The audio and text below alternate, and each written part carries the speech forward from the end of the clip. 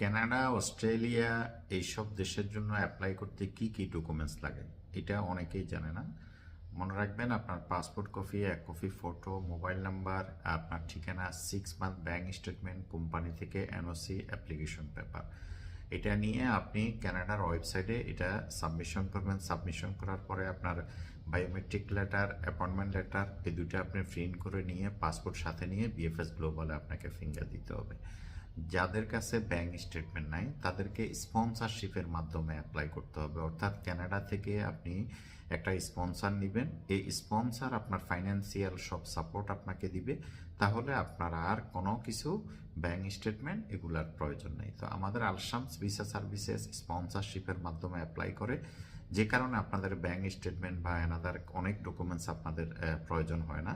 সেক্ষেত্রে আপনার passport copy, এক কপি ফটো, মোবাইল নাম্বার আর আপনার ঠিকানাটা হলে আপনি কানাডার ভিসা